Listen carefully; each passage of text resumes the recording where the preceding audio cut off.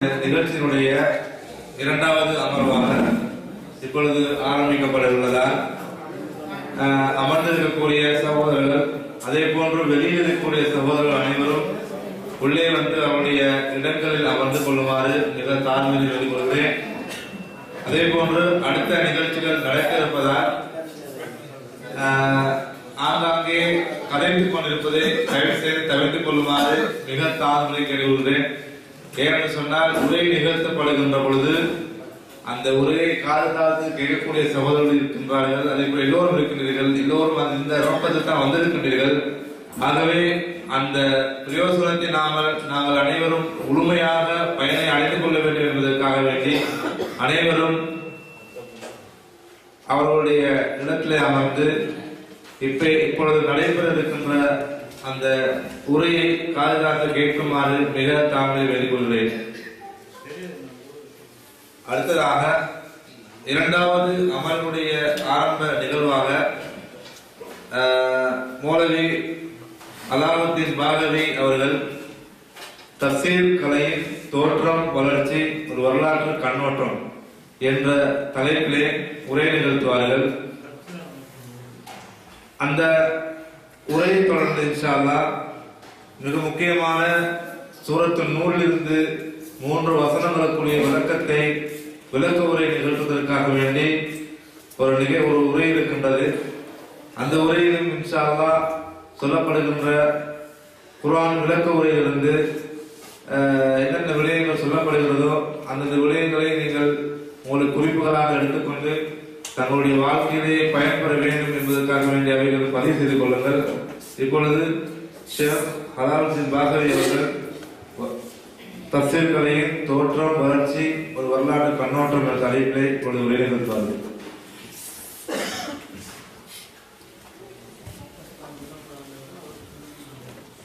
அஸ்ஸலாமு அலைக்கும் வரஹ்மத்துல்லாஹி வபரகாத்துஹு.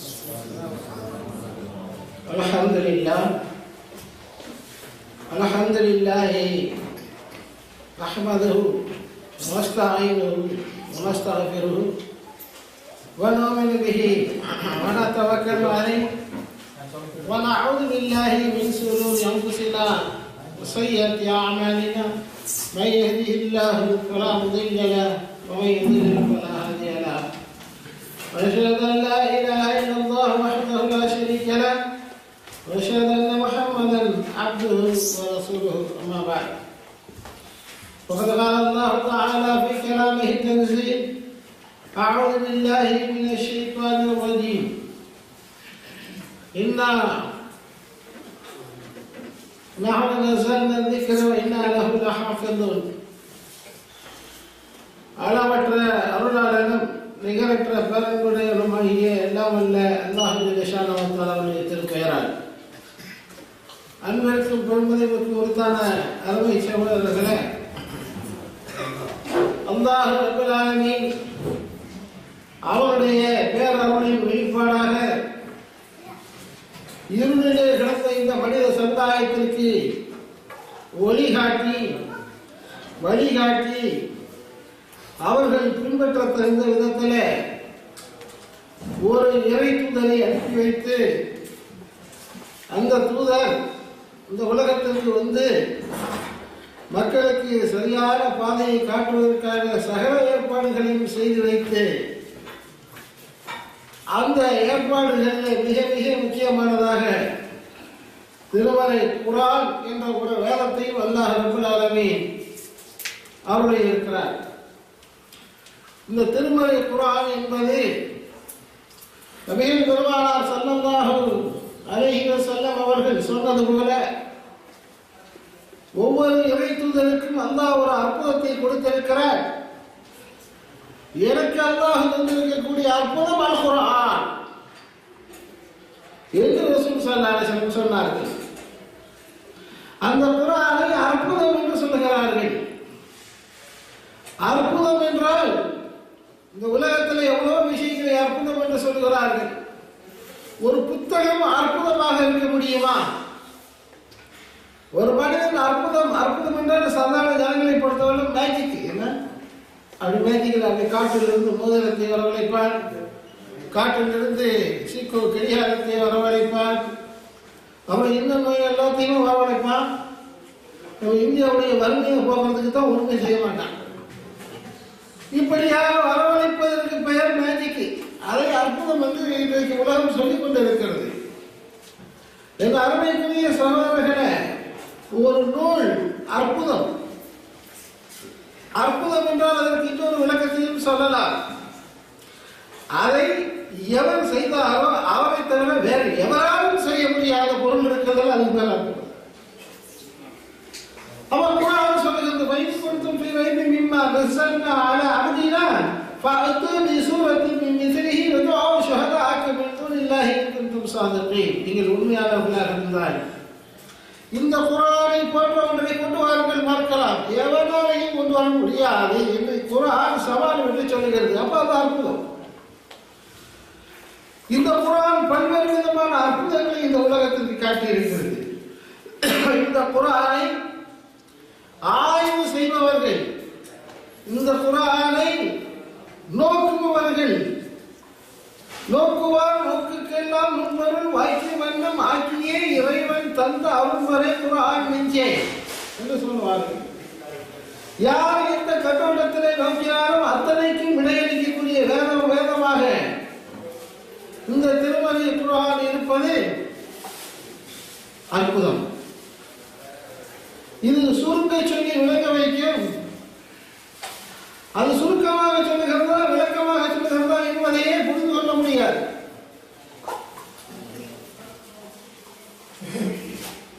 جزاء وفاقا إنهم كانوا لا يدرون حسابا وكذبوا بآياتنا كذابا وكل شيء أحصيناه كتابا فذوقوا فلن نزيدكم إلا عذابا. அடுக்கு தொடரிலே உங்களுக்கு வசனங்கள் விளக்கமா அத்தனையும் குர்ஆனிலே இருக்கிறது. அப்படியே அடுக்கு தொடரிலேயே வரும். எதுகை போதை பொருளாமல் வரும். ஒரு வசனத்தை எடுத்துக்கொண்டு ஆய்வு செய்பவர்களுடைய சிந்தனை திகைத்து போய்விடும். அப்படிப்பட்ட ஒரு அற்புதம் திருமறை குர்ஆன். இந்த திருமறை குர்ஆன் அதனுடைய சிறப்பு இயல்புகளிலே முக்கியமானது என்னவென்றால், எது மனிதனுக்கு தேவையோ அதை மட்டும் சொல்லும். மனிதனுக்கு தேவை இல்லாத விஷயங்களை அது சொல்லாது. அது அதனுடைய சிறப்பம்சம். யாரை எங்கே என்னிடத்தில் எப்படி திருப்ப வேண்டுமோ அப்படி திருப்பும். والعاديات ضبحا فالموريات قدحا فالمغيرات صبحا فأثرن به نقعا فوسطن به جمعا. இவ்வளவு விஷயத்தையும் சொல்லுது. என்ன சொல்லுது இந்த வசனத்துல? குர்ஆன் என்ன சொல்லுகிறது? வேகமாக செல்லும் ஒட்டகம் அப்படின்னோட அந்த இந்த அரபுக்காரங்களுக்கெல்லாம் என்னது ஒட்டகம், சரி குதிரை, என்னது குதிரை மேல ரொம்ப பற்று பாசமெல்லாம் இருக்குது அரபுக்காரங்களுக்கு. அப்படியே குதிரை வேகமாக சொல்ல, குதிரையை பார்த்துக்கிறியா அப்படின்னு கவனப்பட இங்க திரும்புது. அரபு நாட்டு குதிரைன்னு சொல்லுவாங்க. அரபு நாட்டில் இருந்து எத்தனை வருஷம் ஆச்சு? யாரும் குதிரை பார்த்துருக்கீங்களா? யாரும் பார்க்க முடியாது.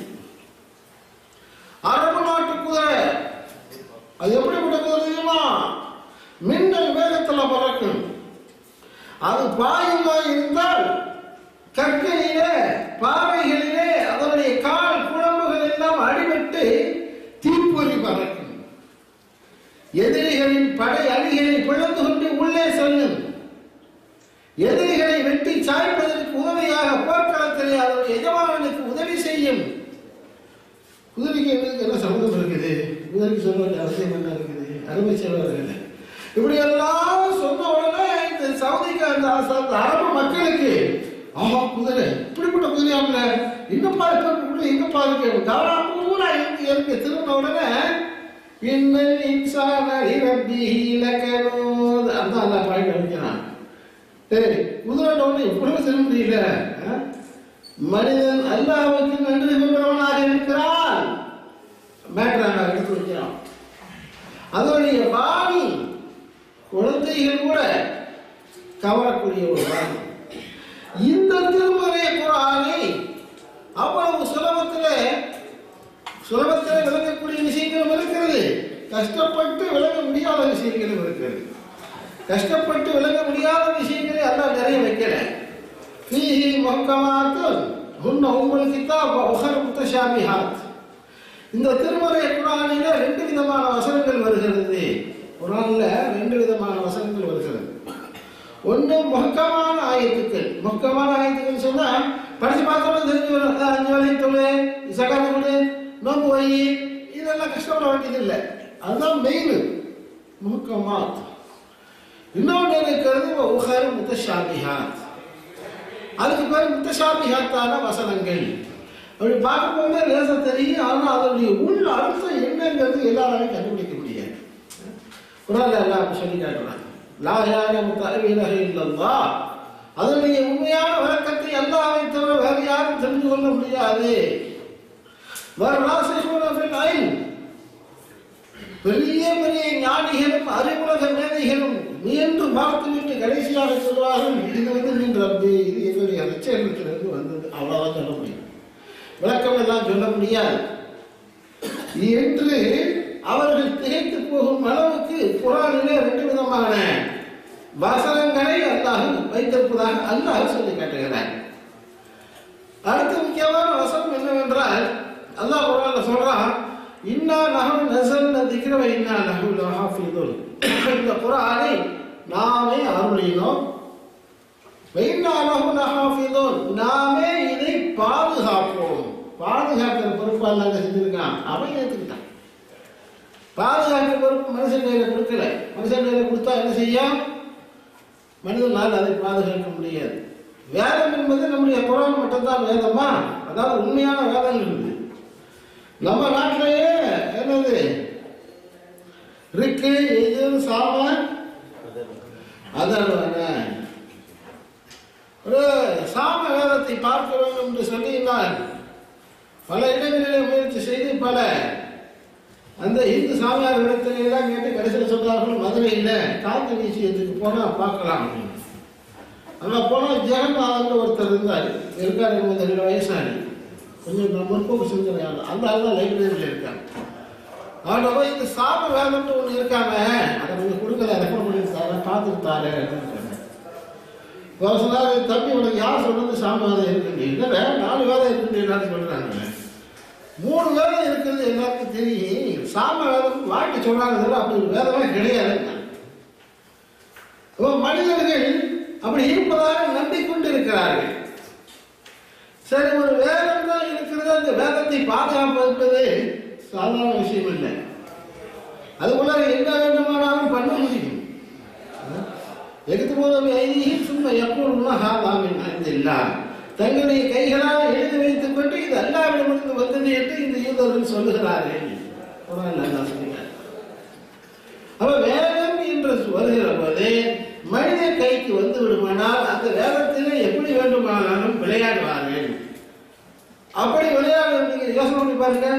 மூலம் பாதுகாக்கப்படாவிட்டால், மூலம் இருக்கிற ஒரிஜினலிட்டி அது பாதுகாக்கப்படாவிட்டால், உதாரணமாக எழுதிக்கிறேன், அல்ஹம்துலில்லாஹி ரப்பில் ஆலமீன், எல்லா போதும் அல்லாஹ்வுக்கு. இப்படியே இந்த அல்ஹம்து சூரா இருக்குல்ல, அதை அப்படி எழுதுங்க. அப்படி எழுதி அர்த்தத்தை எழுதி முடிச்சுட்டு அதை அப்படியே கொண்டு போய் ஒரு அரபு தெரிவித்த கொடுத்து, ஏதோ அந்த டிரான்ஸ்லேஷனை மட்டும் கொடுத்து, இந்தப்பா இது இதை கொஞ்சம் அரபியில் டிரான்ஸ்லேட் பண்ணி கொடு, எவன்கிட்ட வேண்டாலும் கொடுங்க. அவன் என்ன செய்வான், அந்த அல்ஹம்து சூராவை, சூரத்தை பார்த்தியாவே அவன் தமிழ்ல இருந்து அரபிக்கு டிரான்ஸ்லேட் பண்ணுவான். பண்ணி கொடுத்தாங்கன்னா இவன் பண்ணி இருக்கிற அந்த டிரான்ஸ்லேஷன், அந்த அரபி இருக்குல்ல, அதுவும் ஒரிஜினாலிட்டி இருக்கு இல்லையா, அல்ஹம்துலில்லாஹி ரப்பில் ஆலமீன், அதை 2 ஒப்பிட்டு பார்த்தா ஒன்றே இருக்குமா, வேற வேறையா இருக்குமா? நிச்சயமா வேற வேற. அது வேறையா இருக்கு, இது வேறையா இருக்கு. ஒரு தடவை செஞ்சாலும் அப்படி, 2 தடவை செஞ்சா சுத்தமா வேலை இருக்காது. அதனால அல்லாஹ் என்ன செஞ்சான், நெஞ்சங்களிலே பாதுகாக்கும் ஏற்பாட்டை செய்து அதற்கு விளக்கம் கொடுக்கும் பொறுப்பை யாருக்கு அருளப்பட்டது குர்ஆன் அவர்களே ஒப்படைச்சார். நம்ம சொன்னா இந்த மக்களின் நல்வாழ்வுக்காக அருளப்பட்ட குர்ஆன் என்ற வேதம் இருக்கிறதே, அதற்கு நபியே நீர் விளக்கம் தர வேண்டும். நீர் விளக்கம் தர வேண்டும் என்பதற்காக இந்த வேதத்தை நாம் அருளினோம். அப்ப ரசூல் ஸல்லல்லாஹு அலைஹி வஸல்லம் அவர்கள் சொன்னார்கள், நான் இந்த குர்ஆனை மாத்திரமல்ல, இந்த குர்ஆன் போன்ற இன்னொன்றையும் நான் அருளப்பட்டிருக்கிறேன். ஏதோ மேற்று, என்னமோ மேற்று இருக்குது. ரசூலுல்லாஹ் சொல்றாங்க, இந்த குர்ஆன் போன்ற இன்னொன்றும் எனக்கு அருளப்பட்டிருக்கிறது. அதை பற்றி குர்ஆனிலே பல இடங்களில் சொல்வது ஹிக்மா வயஅலிமுல் கிதாப் வல் ஹிக்மா. ஹிக்மா என்றால் நுண்ணறிவு, ஞானம் அப்படி இப்படி சொன்னாலும் உண்மை என்னவென்றால் இந்த குர்ஆனுடைய விளக்கங்கள் எல்லாம் ரசூல் ஸல்லல்லாஹு அலைஹி வஸல்லம் அவர்களுக்கு அல்லாஹ் கற்றுக் கொடுத்தான். அப்ப ரசூல் ஸல்லல்லாஹு அலைஹி வஸல்லம் வாழ்கிற காலத்திலே திருமறை குர்ஆனுக்கு விளக்கம் தெரியாத போது அந்த விளக்கத்தை பெறுவதற்கு ரசூலுல்லாஹ்விடத்திலே வந்து கேட்பார்கள். இதையே வேறு வார்த்தைகளிலே சொல்ல வேண்டுமானால் தஃசீர் கலை என்பது முதலில் எங்கிருந்து தொடங்குகிறது? குர்ஆனுக்கு குர்ஆன் தஃசீராக இருக்கிறது. குர்ஆனுக்கு குர்ஆனே விளக்கம் கொடுக்கிறது. அந்த காலத்தில் அன்னை ஆயிஷா போன்றவர்கள் ரசூலுல்லாஹ்விடத்திலே அன்னி இருந்த காரணத்தினால், நெருக்கமாக இருந்த காரணத்தினாலே பல்வேறு விஷயங்களை கேட்டு மக்களுக்கு சொன்னார்கள். உதாரணத்திற்கு ஒரு செய்தியை நான் சொல்லுகிறேன், கொஞ்சம் யோசனை பண்ணி பார்த்து புரிஞ்சுக்கிறீங்க, புரியாவிட்டா கேட்டுக்கிறீங்க. திருமறை குர்ஆனிலே அல்லாஹ் ஹஜ் உம்ராவை பற்றி சொல்லுகிற போது ஒரு வார்த்தை சொல்லுவான், இன்ன ஸஃபா வல் மர்வா, ஸஃபாவும் மர்வாவும் ரெண்டு தெரியும் உங்களுக்கு. இன்ன ஸஃபா வல் மர்வத்து மின் ஷஆயிரில்லாஹ், அது அல்லாஹ்வுடைய அடையாளங்கள், அத்தாட்சிகள் உள்ளது. ஃபமன் ஹஜ்ஜல் பைத அவ் இஅ்தமர, யார் ஹஜ் செய்கிறாரோ, யார் உம்ரா செய்கிறாரோ, ஃபலா யுனாஹ அலைஹி ஐ யத்தவஃப பிஹிமா, அந்த ரெண்டு கரையிலே தவாப் செய்வது அவன் மீது குற்றமில்லை. இது குர்ஆன் வசனம். இதுல எழுதி என்ன விளங்குறீங்க? அதாவது யார் ஹஜ் செய்கிறாரோ, யார் உம்ரா செய்கிறாரோ, அவர் இந்த சபாவுக்கும் மர்வாவுக்கும் இடையில தவாப் செய்வது, தொங்கோட்டம் வருவது குற்றமில்லை. இதிலிருந்து என்ன விளங்குது நமக்கு? யாரா தெரிஞ்சு சொல்லுங்க. செய்யாமலும் இருக்கலாம் விளங்குதா? அப்படித்தானே அர்த்தம். அந்த பொருள் என்ன வருது? போது குற்றம் இல்லைன்னு சொன்னா என்ன அர்த்தம்? போகாம இருக்கலாம்னு அர்த்தம். அதான பொருள்.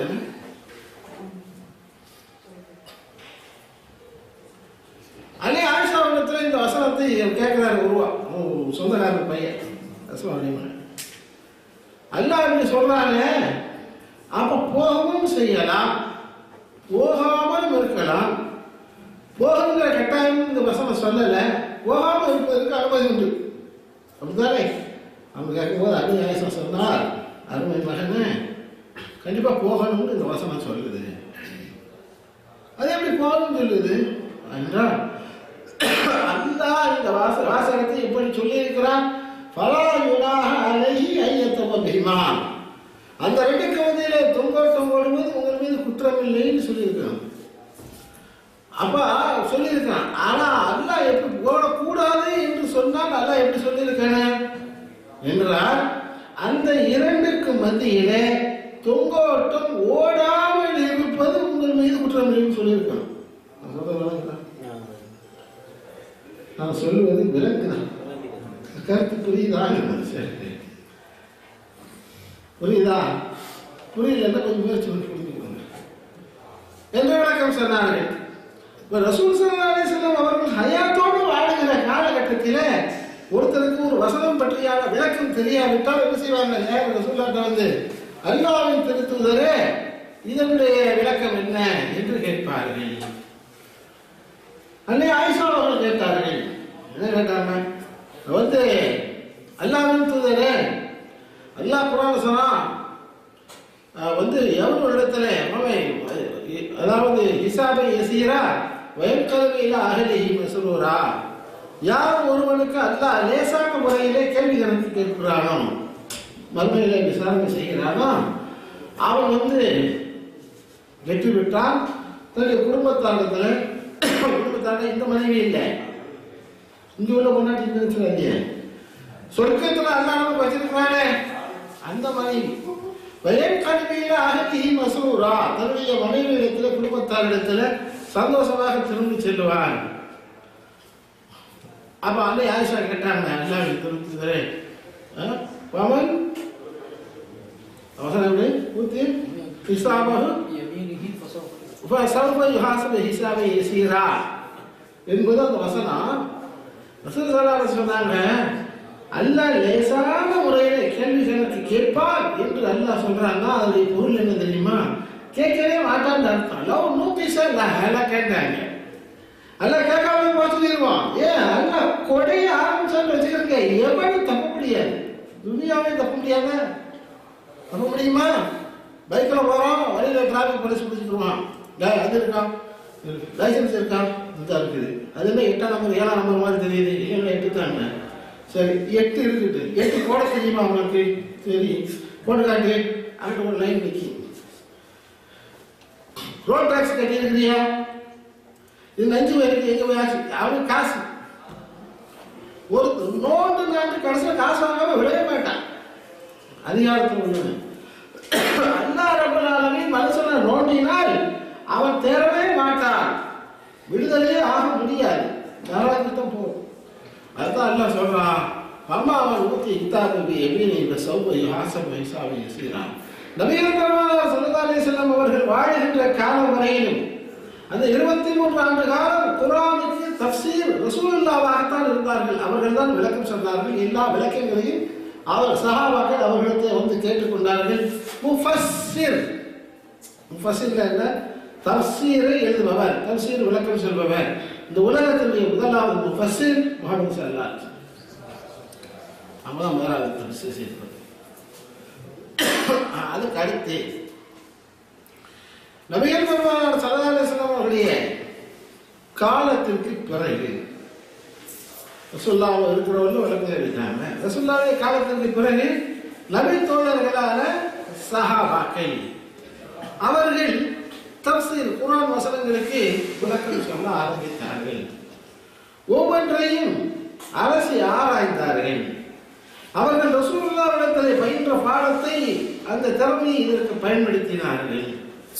உங்களுக்கு தெரியும், அதற்கு அலி ரலியல்லாஹு தஆலா அவர்கள் ஜாபிரை புகழுகிறார்கள். ஜாபிர் ரலியல்லாஹு தஆலா அவர்கள் அவர் பெரிய அறிவாளி அப்படின்னு சொல்றாங்க. ஒருத்தர் கேட்கிறாரு, அலி அவர்களே நீங்க பெரிய அறிவாளி, நீங்க போய் அவரை போய் புகழ்ந்துருக்கிறீங்களா? அப்படி இல்லை.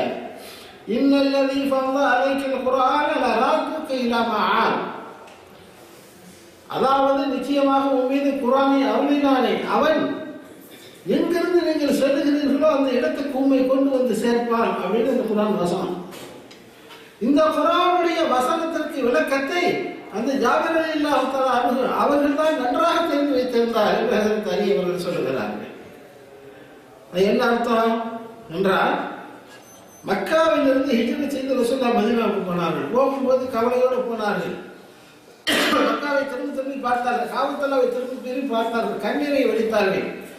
ஹுசுன் ரொம்ப கவலையோடு போகிற போது அல்லாஹ் ஆறுதல் அளிக்கும் மூலமாக ஒரு வார்த்தையை சொன்னால், நபியே முஹம்மதே ரொம்ப வருத்தப்படாதீங்க, நிச்சயமாக இந்த மக்காவுக்கு மறுபடியும் ரப்பு உங்களை கொண்டு வந்து சேர்ப்பான் அப்படின்னு ஆறுதல் அளிக்கக்கூடிய விதத்தில் இந்த வசனத்தை அல்லாஹ் அருளினான். இந்த விளக்கத்தை அதாவது இப்னு அப்பாஸ் சொல்றாங்க, அதாவது ஜாபிர் சொல்றாங்க. இந்த வசனத்தை கேள்விப்பட்டிருக்கிறீங்களா? நம்ம ஊர்ல எல்லாம் சுபஹானல்லாஹ், நம்ம ஊர்ல யாராவது நம்ம நாட்டில் வீட்டில் இருந்து வெளிநாட்டுக்கு பயணம் போனால் என்ன செய்வாங்க? அவரோட கையை பிடிச்சி பார்த்தீங்களா? யாராவது முதுகலையா? அவனை குளிஞ்சிக்கு நெல்லு, திரும்பிக்கு நெல்லு, சட்டையை கழுத்து, என்னையா அது வெளியில தூக்கு இவரும் பண்ணி அவன் முதுகலை நல்லதை குர்ஆன் அப்படின்னாக்க போய் பத்திரமா திரும்பி வந்துடுறாருமா, வழியில் அடிபட்டுற மாட்டாராமா, ஆக்சிடென்ட் ஆகிடலாமா, ஃப்ளைட்டு பத்திரமா வந்து இறங்கிடுமா, உன் புண்ணியத்தில் எல்லாரும் போய் சேர்த்து நடக்குதுமா. இன்னும் சில பேர் செந்தானா அல்லது விரல்ட்டு சோத்து எழுதுவாங்க, என்ன எழுது அவனுக்கு எழுதவே தெரியாது. அது கையை பிடிச்சி எழுதி வைப்பாரு, உண்மைக்கு இந்த அப்படி எழுது என்ன இல்லது அப்படின்னு. இந்த வசனத்துக்கு இவ்வளவு மூடத்தனமா, அது எப்பேற்பட்ட வசனம், அது பெரிய வரலாற்று புதையல் அந்த வசனம். அதை நம்ம மக்கள் எப்படி புரிஞ்சிருக்கான்? காசுக்கு நிச்சயாய்க்கு அது ஒரு பக்கத்தில் விடுங்க. இப்ப என்ன அப்படின்னு கேட்டா, குர்ஆனுடைய வசனங்களை ரசூலுல்லாஹ்விற்கு பிறகு நபி தோழர்களான சஹாபாக்கள் அதற்கு விளக்கம் தந்தார்கள். இப்ப பல விஷயங்களுக்கு விளக்கம் சொன்னார்கள். சஹாபாக்களுடைய விளக்கத்தை நிச்சயமாக எல்லோரும் ஏற்றுக்கொள்வார்கள். ஏனெனில் நபித்தோழர்களுக்கு அல்லாஹ் என்ன செஞ்சிருக்கிறான், ஒரு சர்டிபிகேட் பண்ணியிருக்கிறான். அல்லாஹ் அவர்களை ரலியல்லாஹு அன்ஹு வ ரது அன்ஹு அல்லாஹ் அவர்களை பொருந்தி கொண்டான். வேற யாருக்கும் இந்த பாக்கியம் கிடையாது. அதனால இந்த சஹாபாக்கள் அவர்கள் ஒரு கருத்தை சொல்வார்கள், ஆனால் அது நிச்சயம் உண்மை இருக்கும். கொஞ்சம் கவனிங்க, நீங்கள் புரிந்து கொள்வதற்காக. ஹதீஸ் இருக்குல்ல, ஹதீஸ் கலை அதில் இந்த ராவின்னு சொல்லுவாங்க. ராவி ரசூலுல்லாஹ் அவர்கள் அபூ ஹுரைரா அவர்கிட்ட அடுத்தவரே அடுத்தது இமாம் புகாரி அல்லது கிதாப் எழுதுறாரு, அவர் வரையிலும் அந்த ரிவாயத்து வந்து சேரும். அதில் இடையில ஒரு ஆள் விடுபட்டு போனார்னு வச்சிருங்க. யாரோ ஒரு ஆள் விடுபட்டு போயிட்டாரு, ஆள் யாருக்கும் தெரியல, பேரும் தெரியல. அப்படி உள்ளவர் ஒரு அறிவிக்கக்கூடிய அந்த ரிவாயத்துக்களை ஏற்றுக்கொள்ளலாமாங்க? ஏற்றுக்கொள்ளக்கூடாது. ஏன்னா அவர் யாரு, போய் சொல்லுவாரா திருவாரா, நல்லவரா கெட்டவரா தெரியாது. அப்படியே மேல போனீங்கன்னா ஒரு ஹதீஸை எடுக்கிறீங்கன்னா அந்த ஹதீஸ்ல ஒரு சஹாபி விடுபட்டு போயிருக்கிறார். அதாவது ஒரு தாபி இருக்கும், ரசூலுல்லாஹ்வுக்கு இடையில ஒருத்தர் இருக்கணும்ல, இவரும் ஒரு தாபி, அதாவது காலத்தால் முந்தியவர், ரசூலுல்லாஹ் காலத்தால் முந்தியவர்கள். இவர் ரசூலுல்லாஹ்வை சந்திக்கவே இல்லை. அப்ப இடையில யாராவது ஒருத்தவங்க கேட்டு சொல்லியிருக்கிறாங்க. அவர் கேட்டு சொன்னவர் யாரு, ஒரு நபித்தோழர், ஒரு சஹாபி. அப்ப சஹாபி இடையில விடுபட்டு போயிருந்தால் அந்த ஹதீஸை எடுத்துக்கொள்வார்கள். என்ன காரணம் தெரியுமா? விடுபட்டவர் யாரும் இல்லை, ஒரு சஹாபி போய் சொல்ல மாட்டா என்ற அந்த நம்பிக்கை. அப்ப திருமறை குர்ஆனுக்கு விளக்கம் சொல்லுகிற போது அந்த விளக்கத்தை ஒரு நபித்தோழர் சஹாபி சொல்லுகிறார் என்றால் அதை எல்லோரும் ஏற்றுக்கொண்டார்கள். அதுக்கு அடுத்து அதை அடுத்து அவர்களுக்கு அடுத்து வந்த ஒரு தலைமுறை தாபிஈன்கள் என்று சொல்வார்கள். அவர்களிலே பலரும் என்ன செய்தார்கள், குர்ஆனுக்கு விளக்கம் கொடுத்தார்கள், தஃசீர்களை சொன்னார்கள், ஆயத்திற்கு விளக்கம் கொடுத்தார்கள். யார்? தாபிஈன்கள். ஒரு விஷயத்தை நீங்கள் கவனத்தில் கொள்ள வேண்டும். இத்தனை காலம் வரையிலும் ரசூலுல்லாஹ், சஹாபாக்கள், தாபிஈன்கள், இவ்வளவு பேருடைய இந்த 3 தலைமுறை வரையிலும் தஃசீர் என்பது வாய் வழியாகத்தான் இருந்தது, நூல் வழியிலே இடம்பெறவில்லை. எல்லாரும் அந்த அதிசயம், ஒரு வசனம், அந்த வசனத்துக்கு இந்த விளக்கம் சொல்லி இருக்கிறாரு, அவர் எனக்கு சொன்னார், அதை அவர் எனக்கு சொன்னாரு, இப்படியா? அப்ப ஒரு தகவல், ஒரு செய்தி, குர்ஆனை பற்றியான விரிவுரை, விளக்கம் வாய் வழியாகவே மனனம் செய்யப்பட்டது. இப்படியே வந்தா நிறைய விஷயம் சேருது. அதனால பிற்காலத்தில் வந்த அது இமாம் தபரியிலிருந்து நம்ம ஆரம்பிக்கலாம். நிறைய பெயர்கள் இருக்கும், அவங்களுக்கு ஞாபகம் வச்சுக்க முடியாது. அதனால இந்த செய்திகளை மட்டும் சொல்லிட்டு பாருங்க. தவறு, அகமது, நிறைய இருக்காங்க. இவர்களுடைய காலத்தில் என்ன நடந்தது என்றால், இவ்வளவே வச்சுக்கிற வேணாம், இந்த ஹதீசுகள் இருக்கிறது இல்லையா, அதாவது குர்ஆனுக்கு விளக்கம் கொடுக்கிறோம் ஹதீசுகள், அதை மட்டும் ஜாயின் பண்ணிக்கிறோம் என்று சொல்லி அவற்றை மட்டுமே தொகுத்து நூல்கள், அப்பதான் நூல் வடிவத்தில் முதல்ல வருது. எது? தஃசீர். அதுக்கு முன்னாடி எல்லாம் தஃசீர் இருந்தது, வாய் வழியாக இருந்தது. இப்போ நூல் வடிவத்தில் தஃசீர் வருகிற போது அதை என்ன செய்தார்கள், பல இடங்களிலே பரவலாக கொண்டு போய் சேர்த்தார்கள். அதற்கு சில சரத்துக்களையும் உண்டாக்கினார்கள். ஒரு முஃபஸ்ஸிர் என்பவர், ஒரு குர்ஆனுக்கு விளக்குரை கொடுப்பவர் என்பவர் எப்படிப்பட்ட கல்வி உடைத்தவராக இருக்க வேண்டும்? முதலாவதாக அவர் நல்ல அகீதா உள்ளவராக இருக்க வேண்டும். அகீதான்னா தெரியுங்களா? கொள்கை. அதாவது சுன்னத் ஜமாத்துடைய கொள்கை எதுவோ அந்த கொள்கை. குர்ஆனில் எதை அல்லாஹ் சொல்லுகிறானோ அதை ஏற்றுக்கொண்ட கொள்கை. இந்த அகீதா, அவருடைய அகீதா சரியான அகீதாவாக இருக்க வேண்டும். ஷிர்க் விதத்தை நியாயப்படுத்துகிற அகீதாவாக இருக்கக்கூடாது. இரண்டாவதாக அவர் ரசூல் ஸல்லல்லாஹு அலைஹி வஸல்லம் அவர்களுடைய ஹதீஸ்களிலே விரிந்த ஞானம் உடையவராக இருக்க வேண்டும். இரண்டாவது. மூன்றாவதாக அரபு மொழியிலே நல்ல பாண்டித்யம் உள்ளவராக இருக்க வேண்டும். அரபு மொழி இருக்குல்ல, அரபு மொழியில் என்ன செய்யணும், நல்ல அறிவாற்றல் ஆழ்ந்த புலமை உள்ளவராக இருக்க வேண்டும். அவர் தான் குர்ஆனுக்கு தஃசீர் செய்ய முடியும். அரபு மொழி தெரியாமல் என்ன செய்ய முடியாதுங்க, குர்ஆனுக்கு தஃசீர் செய்யக்கூடாது, ஹராமாச்சு. அதுக்கடுத்து அரபு மொழிங்கிற பேர்ல நம்ம ஊர்ல ஏதோ ஒன்று இருக்கலாம், அரபு மொழி இல்லை, இது என்னது அரபிய தமிழ்ல மிக்ஸ் பண்ணி அந்த கொலாபரேஷன்ல அரபு இந்தியன் கூட்டு தயாரிப்பு அவன் என்ன பண்ணாதோ பாடம்லாம் எழுதுவாங்க அந்த காலத்துல. வலவ் அல்ஃபா ஆமின் முங்கி வலவ் அல்ஃபா ஆமின் முங்கி காக்காச்சி ஃபீலபன் பாட்டு. 1000 வருஷத்துக்கு ஒரு காக்காயை தூக்கி பால்ல போடு. வலவ் அல்ஃபா ஆமின் முங்கி காக்காச்சி ஃபீலபன் கமா மிஸ்ல வெல்ல கொக்கி ஆகாது ஃபீ ஸமான். எந்த காலத்துல இது வெல்ல கொக்க ஆடாத காலம். அதாவது இவங்க தெரிஞ்ச அரபி அவ்வளவுதான், அதை வச்சு ஏதாவது செய்யணும், என்ன பண்றது? இப்படிப்பட்ட அரைமுறை புலவர்கள் எல்லாம் அவசர சிகிச்சை பிரிவிலே சேர்க்கப்பட வேண்டியவர்கள். ஆகவே அருமை சகோதரர்களே, ஒரு முஃபஸ்ஸிராக இருந்தால் அவருக்கு அரபு மொழியே நல்ல பாண்டித்யம் வேண்டும். ரசூலுல்லாஹ்வுடைய சுன்னாவை அதிகம் அறிந்தவராக இருக்க வேண்டும். இதையெல்லாம் தாண்டி நாம் செய்கின்ற இந்த பணி அல்லாஹ்விடத்தில் அங்கீகரிக்கப்பட வேண்டும். இதில் தவறு ஏற்படக்கூடாது என்று அல்லாஹ்வை பற்றியான அச்சம் இருக்க வேண்டும். இந்த பண்புகள் எல்லாம் எவரிடத்தில் இருக்கிறதோ அவர்தான் தஃசீர் செய்வதற்கு தகுதி உடையவர். நபிகள் பெருமானார் ஸல்லல்லாஹு அலைஹி வஸல்லம் வஃபாத்துக்கு பிறகு சஹாபாக்களுடைய வாழ்க்கையை எடுத்துக்கொண்டால் இந்த தஃசீருக்காகவே ஒரு கலைக்கூடத்தை, ஒரு கலாபீடத்தை, ஒரு பள்ளிக்கூடத்தை உருவாக்கினார்கள். உதாரணமாக எடுத்துக்கொண்டால் மதீனாவிலே ஹஜ்ரத் இப்னு அப்பாஸ் ரலியல்லாஹு தஆலா அன்ஹு, ஹஜ்ரத் இப்னு அப்பாஸுடைய தலைமையிலே ஒரு மதரசா இயக்கியது. அதனுடைய பணி என்னவென்றால் தஃசீர் தஃசீர் தஃசீர், குர்ஆனுக்கு விளக்கத்தை சொல்வது. அது மாதிரி மக்கா நகரத்திலே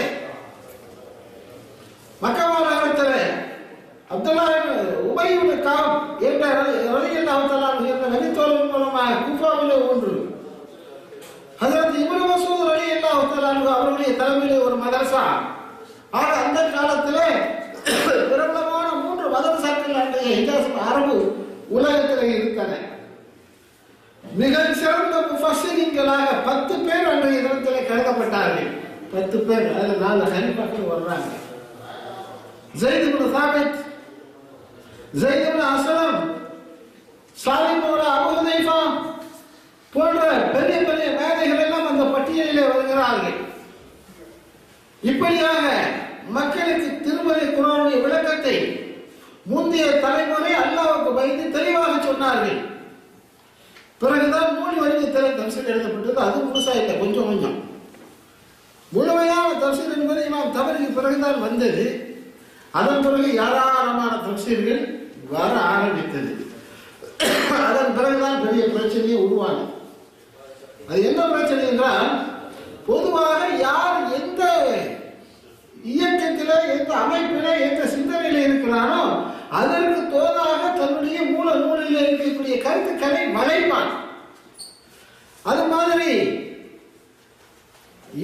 யூனானிய கருத்துக்களையும், அதாவது கிழக்கத்தையும் தத்துவ ஞானத்தையும், பல்வேறு பகுதிகளிலே இருந்த உருப்படாத சித்தாந்தங்களையும் கட்டு அவையெல்லாம் உயர்ந்தவைகள் என்று கருதியவர்கள் தஃசீர் துறைக்கு வந்தார்கள்.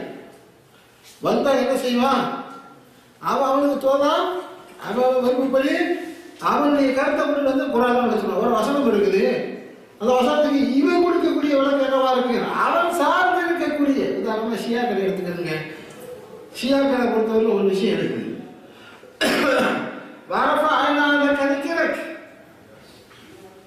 எப்படி அந்த சூறா, அந்த சூறா அலம் நஷ்ரஹ் லக சத்ரக், அலம் நஷ்ரஹ் லக சத்ரக், நபியே உங்களுடைய இதயத்தை நாம் விரிவாக்கவில்லையா? அலம் நஷ்ரஹ் லக வரஃபஅனா லக திக்ரக், உங்களுடைய அந்தஸ்தை நாம் உயர்த்தவில்லையா? அல்லாஹ் குர்ஆன்ல கேட்கிறான்.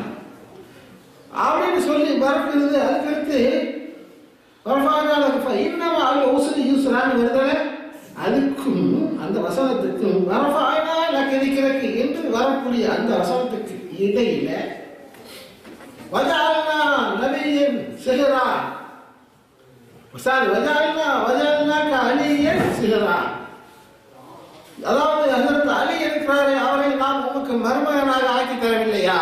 இஸ்லாம்ல அப்படி ஒரு வசனம் கிடையாது. இவன் என்ன செய்யறான்? வஜஅல்னாக அலியன் சிஹர், சிஹர்னா அங்க சிஹர் இல்ல, சுவாதி ஹேரை சிஹர்னாக்க மருமகன் அர்த்தம். அப்ப அலியை நாம் உமக்கு மருமகனாக ஆக்கி தந்தோமே அப்படின்னு ரசூலுல்லாஹை பார்த்து அல்லாஹ் கேட்பதாக ஒரு வசனத்தை இடையில விட்டே சொல்லி விட்டான். அவர்களாக வைத்துக் கொண்டிருக்கக்கூடிய இன்னொரு சின்ன குரான் இருக்கிறது, வெளியே காட்ட மாட்டார்கள். அந்த குரானிலே அவர்கள் இந்த விளையாட்டை விளையாடி இருக்கிறார்கள். திருமறை குரானிலே எத்தனை சூறா இருக்கு சொல்லுங்க சோழர்களே. சேகோட ஆரம்பத்தை சொன்ன 1:4 சரியா? நம்மை பொறுத்தவரைக்கும் 114. ஷியாக்களை பொறுத்தவரைக்கும் குரான்ல எத்தனை சூறா தெரியுமா? 1:5 115 சூறாக்கள். அது எக்ஸ்ட்ராவா ஒரு சூறா இருக்குல்ல, அந்த சூறாவுக்கு பெயர் சூரத்துல் விலாயா. ஞாபகத்தில் வச்சு சூரத்துல் விலாயா. சூரத்துல் ஃபாத்திஹா என்ற அலம்து சூறாவை போலவே 7 வசனங்களை கொண்டது. இன்றைக்கும் அவர்கள் வைத்திருக்கக்கூடிய கிதாபிலே, வேத நூலிலே, குரானிலே அந்த சூறா இன்றைக்கும் இருக்கிறது, சூரத்துல் விலாயா. அதுல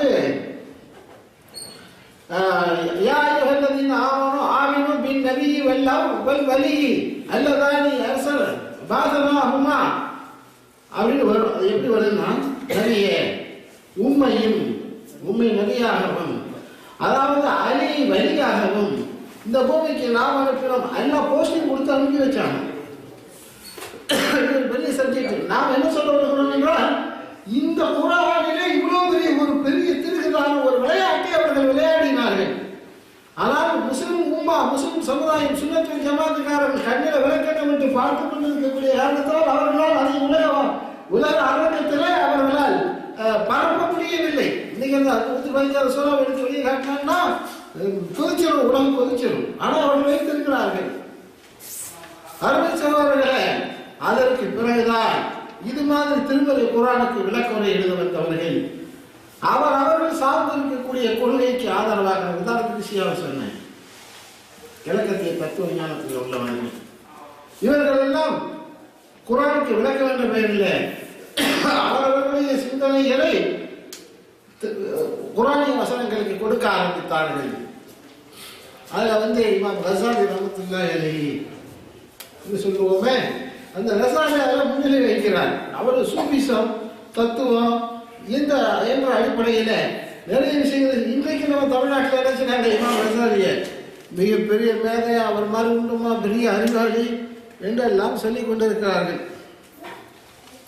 அவர் இமாம் கஸாலியினுடைய நூல்களில் இந்த தத்துவ கருத்துக்கள் தான் இருந்தது. அடுத்து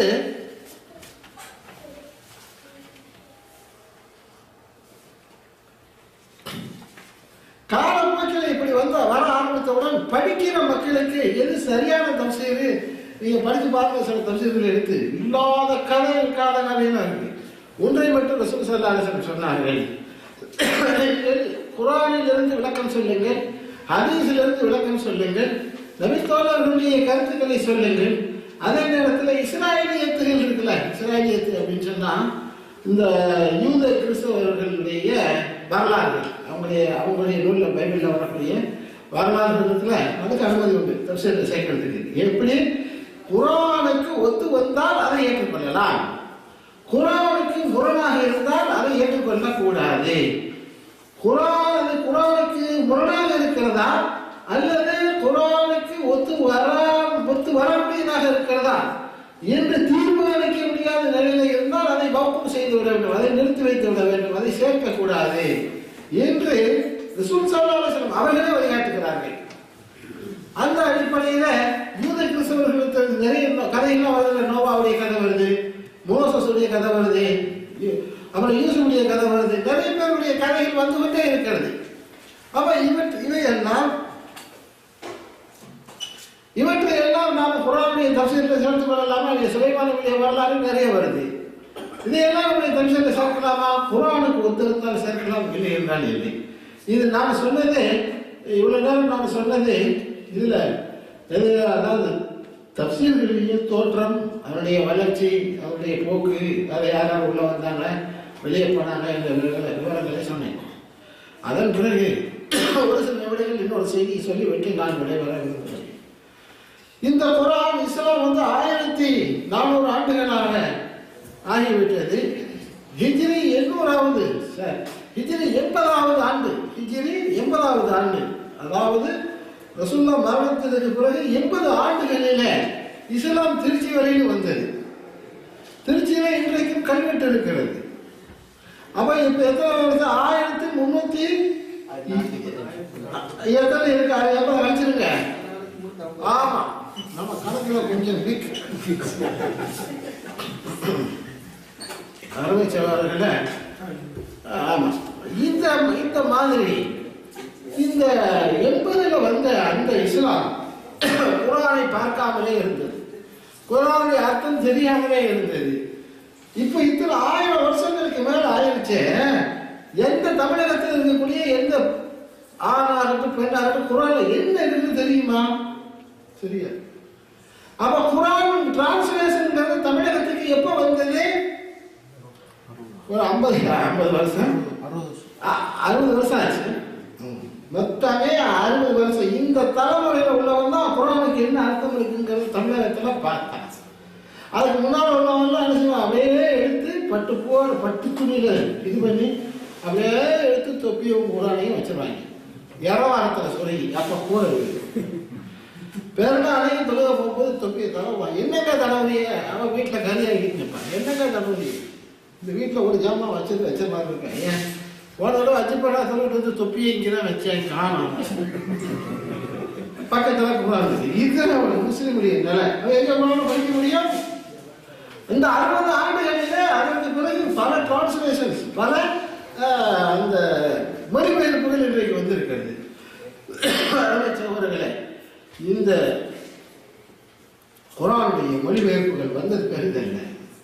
அதில் எது சரியான நோக்கத்தில் எழுதப்பட்டிருக்கிறதோ, எது உண்மையிலேயே அல்லாஹ்வுடைய பாதையிலே கொண்டு போய் சேர்க்கக்கூடிய சரி டிரான்ஸ்லேஷன் எல்லாம் டிரான்ஸ்லேஷன் நினைச்சிடாதீங்க. இப்போ 60 நான் பேசுறேன்னா கிட்டத்தட்ட தமிழகத்தில் தமிழிலே வெளியான 3-4 டிரான்ஸ்லேஷனில் சரிபார்க்கிறேன் நான் என்ற அந்த தகுதியோடு நான் உங்களுக்கு சொல்லுகிறேன். சில டிரான்ஸ்லேஷன்களில் மோசமான கருத்துக்கள் வந்திருக்கிறது. அந்த அடிப்படையில் எது சரியோ அதை உலமாக்கத்திலே நாம் கலந்து பேசி அப்படிப்பட்ட டிரான்ஸ்லேஷனை வாங்கி நம்முடைய வீடுகளிலே நம்முடைய குடும்பத்தாருக்கு கொடுக்க வேண்டும். நாம் அந்த மொழிபெயர்ப்புகளை இயன்றவளவு அதிக அளவு படிக்க வேண்டும். மறுமையிலே இந்த மாமரை குர்ஆனுடைய வழி நடந்து மறுமையிலே மரத்தான வெற்றியை நாம் அனைவரும் பெற வேண்டும் என்று பிரார்த்தித்த நிலையில் என்னுடைய வார்த்தைகளை நிறைவு செய்து கொள்கிறேன். அல்ஹம்துலில்லாஹி ரப்பில் ஆலமீன். அஸ்ஸலாமு அலைக்கும்.